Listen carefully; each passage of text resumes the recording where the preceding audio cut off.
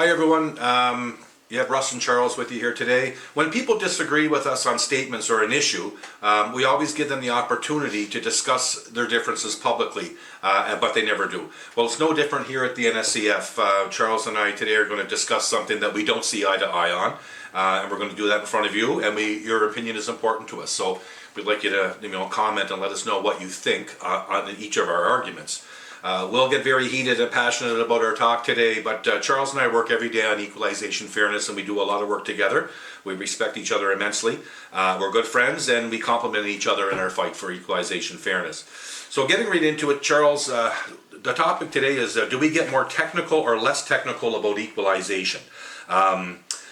We think, that people tell us that the technicality of it makes it hard to understand. You disagree? You think it should be as technical as it needs to be, and I think it needs to be as simple as it needs to be. Well, there's a period at which, a point at which you can only go so low, and the math that we're using actually is just arithmetic. You're just seeing a number that's being posted, and it's coming from the federal website.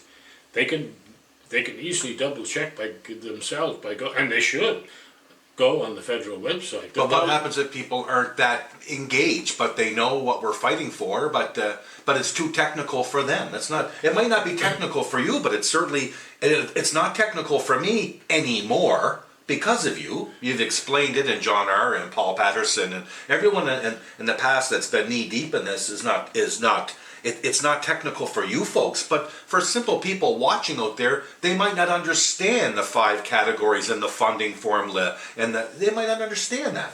But the thing is, there is a certain level that has to be stated because it is what is on the federal website. The federal website is done as simply as they possibly can present it. There's a much more sophisticated formula of coming to those figures. We don't bother with that.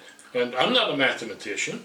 And the level of explanation on the federal website is done to try and bring it down to the lowest common denominator so that the public can. You have MPs and MLAs and council, the mayor, that won't even look at that. And they're high-paid individuals that should be smart enough to understand this. What about the people that are paying the high taxes on their homes because our politicians don't stand up for this? Look, you and John R. and Paul and Father Maroon, you guys have been doing this for 30 years. Okay? You've been doing it for 30 years respectfully. You've had politicians come and talk to you when they weren't elected. But once they tell you full of lies, and once elected, they ignore you. Is Gordon MacDonald right that politicians don't want to talk to us because we're too confrontational? To me, doing the same thing over and over is not working. But when the politicians are not entertaining this particular topic, they've been told to stay off of it. They're ordered to stay off. No, they take their orders from us, not them. No. They take their orders from the people who pay them and elect them. Our taxes pay their salaries. We're the ones who put the X on the ballot. They'll listen to us. But the government, what they are doing, have been now the disclosure of what is taking place is some of the things they're doing with it is not constitutionally authorized. They do not want this to be put into the general public to the degree that it's necessary to have the public react. They're successful so far, and our councillors are the same way. They are the lowest government representative of this issue, and these guys here... They're the ones charging us the property taxes. Well, that's the response that's going to happen, simply because they're not doing their job. NSF has been doing the council's job on this, but they haven't responded. They've been told. I'd like to know who's telling them. Look, we have councillors who come and talk to us before they're elected. They're all interested in equalization. Mm-hmm. We've met one recently. Mm-hmm. Okay, we don't need to say the names, but they know who they are. They've come to our office, sit down, give us the information. We gave them data keys, showed them all and we said to those councillors at that time, you're going to be told to ignore the NSCF, we're wrong, and that's it. And then when that comes, oh no, that's not going to happen. I'm not going to ignore. You guys don't. Then once they're elected, they don't talk to us. Yeah. And they're all like that. Yes. Everyone but Gordon. Gordon's not like that. Gordon will. He might not agree with us, but he at least talks with us. His agreement is conditioned. It's limited. He hasn't. Gordon even hasn't gone to the extent he should have used this information. It's not our information. Listen, I don't want to go after Gordon right now. No, He's just but had I'm just a saying, very traumatic thing happen to him and his I family. know, and he needs to get his. And I followed that every night with his brother and his plight. And it breaks me up to know what they went through. And we'll invite Gordon on, and we'll have him sit right next to us and talk this out with us if he's so willing to do so. We'll do that down the road a little bit, but. If council, the MLAs, the MPs, if none of them are going to, Mike Kellaway gave us information that stated that equalization comes here unconditional. When you read it, it says the exact opposite. And since then, he won't talk to you. Right. Are you just supposed to accept that? No. Am I supposed to accept that? No, and I haven't. And on the evening of which he gave us that report, among a whole slew of other reports which we have gone through in the past, but that one was one that I hadn't seen. It was a legal scholar's, and it was published in the Dalhousie Law Journal, 1996. Yeah, either Kellaway tried to bluff it to me. Either Kellaway tried to bluff his way through this. If he, from what I can see, if he read it, he was trying to bluff his way through it. If he didn't read it, that's the reason why he gave it to us. It said exactly the opposite of what he said it said. Well, exactly. Because of the section, the one he said, gave him the authority to honor the federal government's unconditional transfer. And the document that he gave us in 36(1)(c), people look at the wording of what it says, it precludes having that become a provincial jurisdiction. To provide essential public services of reasonable quality to all Canadians is not a provincial responsibility. And according to this scholar, it requires a conditional transfer simply because they're responsible for all Canadians. Okay, but what happens when people in the NSCF in the past have gone to Ottawa and have asked for the legal justification and looked through the parliamentary library, files and everything else, and it simply doesn't exist? Why are we allowing politicians to ignore that? You're going a step beyond, but why would you allow them to just ignore that? Or the prior 1950 law? Well, we haven't ignored it. We have sent a lengthy email explaining a number of legal irregularities, if you want, or extra legal measures that the federal government is incorporating into this, and they will not respond. Where do we go from here? Unless the public... If I was the mayor of the CBRM, I would make a statement publicly to the followers that we need 20, 30, 40,000 individuals to make their way to Halifax and march on the legislature until they sit down and tell us why that they get $3.465 billion a year so that we're not overtaxed, and they give us $15 million and take back 22. That's bull. That's bull. Yeah. I won't say that the second half of the phrase, but it's bull. Yes. But why? Why you guys think that just keep going this route of technicality? It's not working. It's not working. But see, the public has to get involved here. What goes on here? We lose the public. We lose the public in the details of the numbers. You and I, and the NSCF is fighting for one of 5 categories in that transfer. Thank God we're not fighting for the other 4, because the public is baffled now with what we're saying. No, I think enough of the public is aware of it. There's also party politics that comes into this play, and they vote against their own interest here simply because they're hardcore party partisans, and that's causing a problem. I think our followers understand the simple fact that the poorer we're kept, the more they get in Halifax. Yeah, well, okay, they understand that simple fact, right. and if that's what draws them in to support us, then so be it. But why are we allowing these politicians to get away with this? But because again, here, the public has to get involved to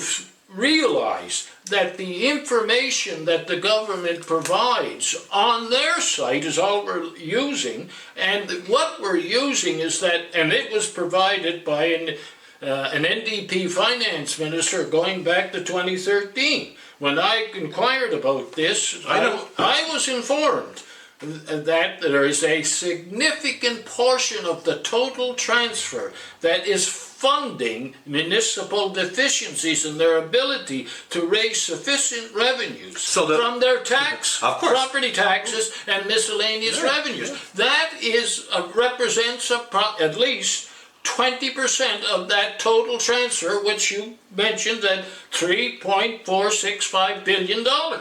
That comes up to, that's closing closing 700 million, and the province has a program that goes back decades, unchanged, capped at 30 million. So if you can understand that, and I can understand that, and some of these people watching can understand that, not all, but some will understand it, why are the politicians not understanding it?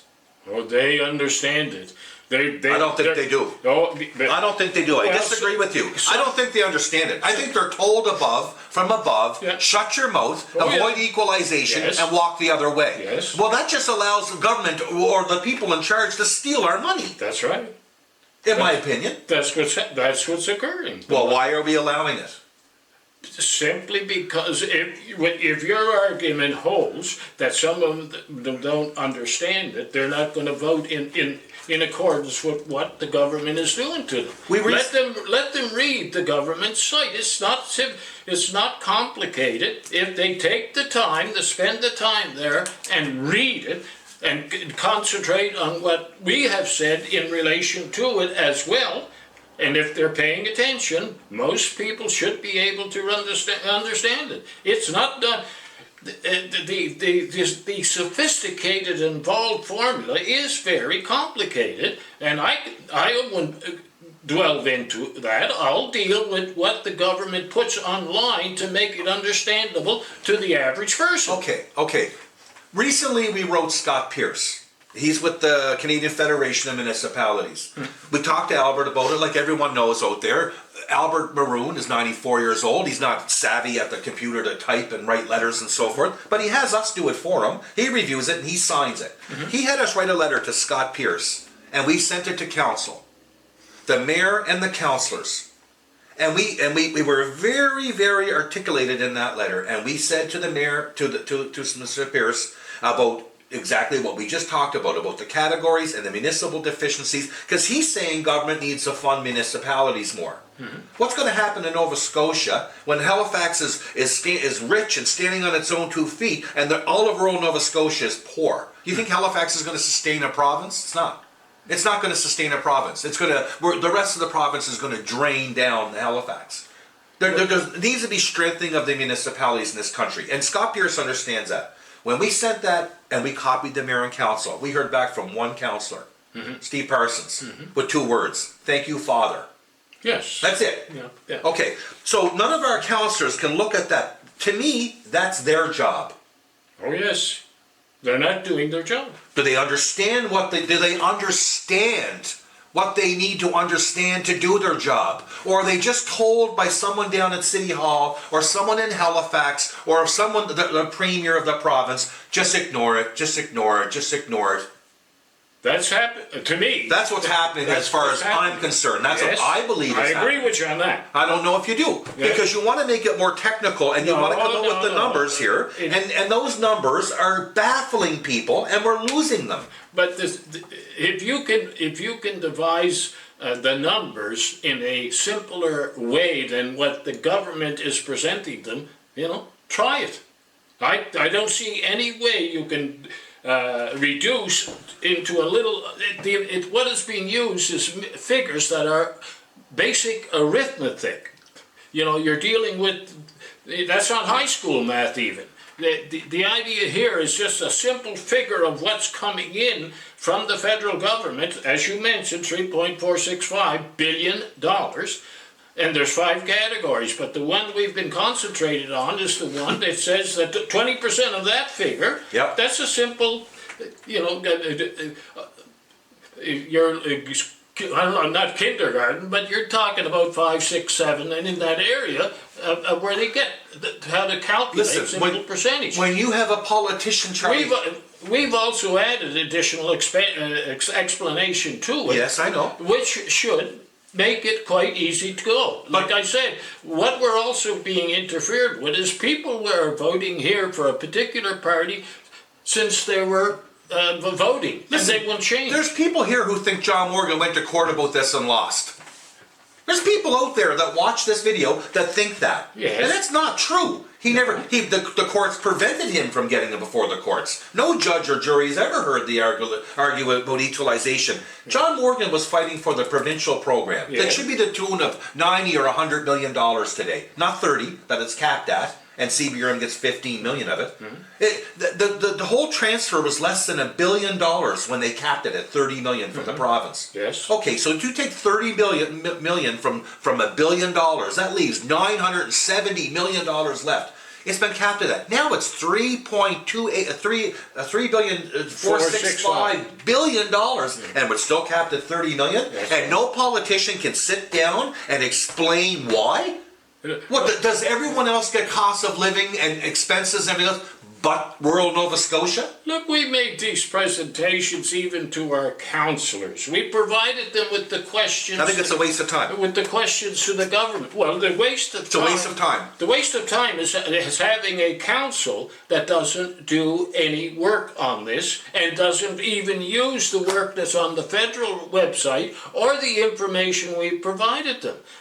Now, obviously, nothing is going to happen if the people who have to administer an underfunding for a municipality are not willing to expose what's happening. And that's where we're at now.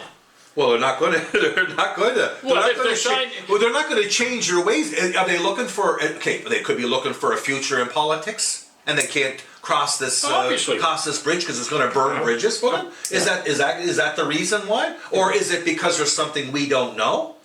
Listen, I think it's high time politicians sit down and discuss this.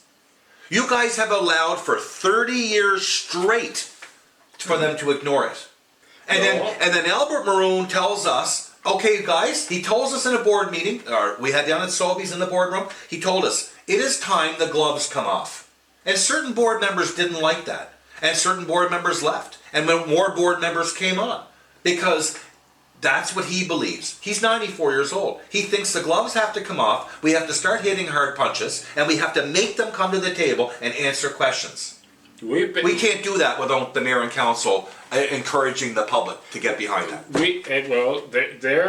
Their support is crucial at this particular time and before. They should have been, the earlier council should have been on top of this after the information was there. There is some measure that happens when you have people that come to us, going to run for office and get elected, and then once they get elected, they clam up. They can no longer talk about it. They can't even spell the word.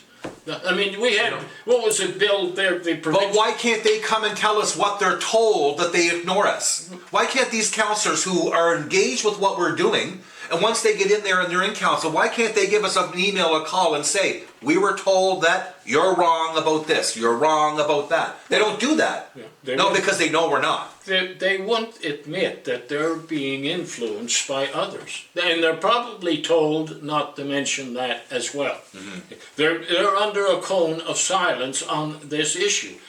It's simply an easy question to put forward, but you've got to also realize this is 100% a federal program in terms of its implementation, its design, and its funding. It's all from federal taxes. Yeah, so healthcare transfers can have to be used for healthcare, and education transfers have to be used for education, and social services transfers have to be used for social services, but equalization transfers can be just misappropriated in any way the province sees fit? This is not a democracy. That's not what the Constitution says, but that's what has been permitted because the feds have transferred it, quote, unconditionally. And whenever you question the finance minister, they said, well, we'll take our advice from the appeal court decision. It's transferred unconditionally. Okay, we're going to take a quick break, folks. We're going to come back with our summation, and we're going to ask you a couple questions that we want you to comment on. Just stay with us. We're going to wrap it up. We're going to keep this under 20 minutes. We'll be right back.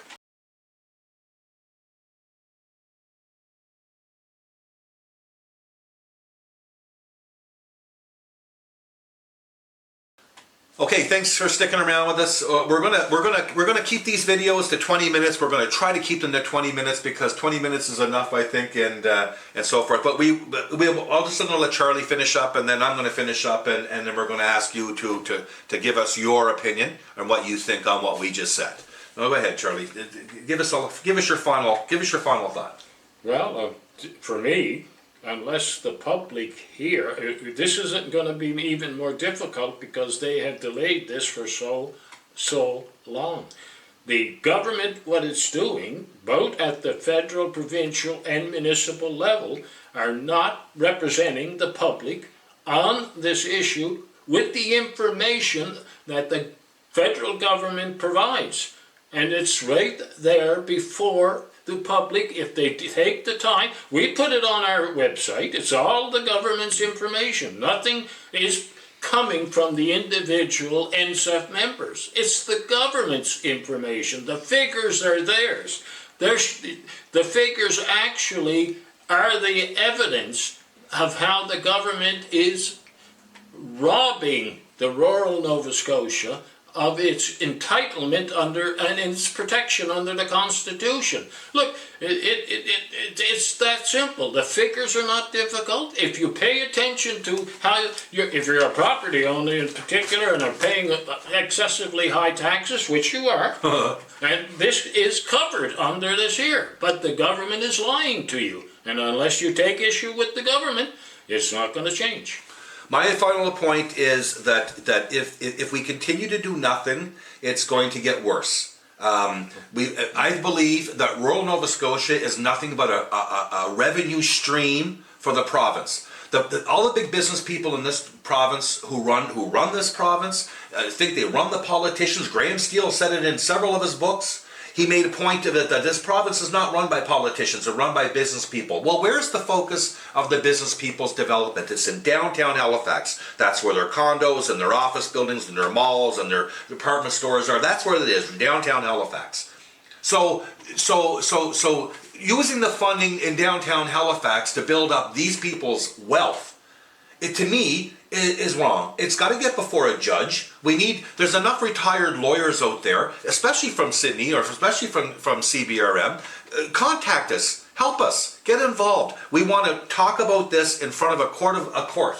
It needs to get before a judge. A judge needs to look at this and see what's happening. But when our governments control our judges, that's a problem. And that's my final thing. So, thank you for everyone. We promise we're going to keep these to 20 minutes and 20 minutes only. Anyone watching this and want to come on and sit right here with us, we'd be happy to have it. We'd be happy to have this discussion. And we are going to invite some various people to come and sit and talk to us. And we, as usual, we thank you for your time. Have a good day.